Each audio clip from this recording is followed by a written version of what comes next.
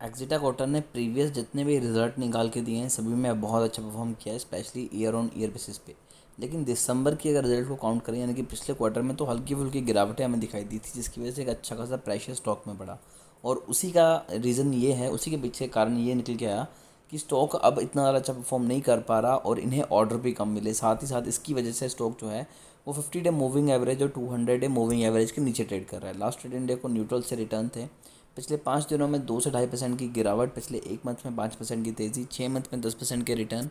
Max chart आप सभी के सामने है, तो इस स्टॉक से एक्सपेक्टेशंस लोगों की काफ़ी ज़्यादा बढ़ चुकी है। अब मंडे तक कंपनी के रिजल्ट आने वाले हैं, तो यहाँ पर क्या इन्वेस्टमेंट करें ना करें। दो तीन चीज़ें मैं आपको बताना चाहूँगा। जो सबसे अच्छी चीज़ मुझे स्टॉक के बारे में लगी वो है कंपनी का revenue year on year basis पे 103% इंक्रीज़ हुआ।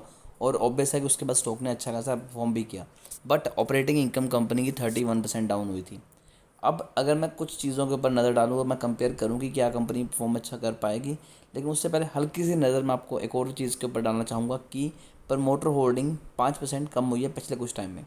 अगर मैं क्वार्टर ऑन क्वार्टर बेसिस पे सेल्स की बात करूँ, तो कंपनी की जो सेल्स है वो तकरीबन तकरीबन लास्ट क्वार्टर में 266 यानी कि 266 करोड़ निकल के आती है। इससे पहले पिछले क्वार्टर में ये थी 388 करोड़, और उससे पहले थी 223 करोड़। और पिछले साल यही इनकम थी तकरीबन तकरीबन 130 करोड़। तो ईयर ऑन ईयर बेसिस पे कंपनी की सेल्स बढ़ी हैं, नो डाउट, लेकिन कंपनी के एक्सपेंस भी उसी हिसाब से बढ़े। देन अगर मैं प्रॉफिट की बात करूं, तो कंपनी ने लास्ट क्वार्टर में तकरीबन 3 करोड़ का प्रॉफिट किया, लेकिन इससे पिछले क्वार्टर में कंपनी ने 6.5 करोड़ का प्रॉफिट किया था, और उससे पिछले साल कंपनी ने 5.75 करोड़ का प्रॉफिट किया था, जो कि बहुत ज़बरदस्त था।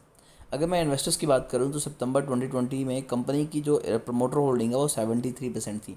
उसके बाद हल्की फुल्की इन्वेस्ट जो होल्डिंग है वो कम होनी शुरू हुई, और करंटली कंपनी के प्रमोटर होल्डिंग 62.77 है।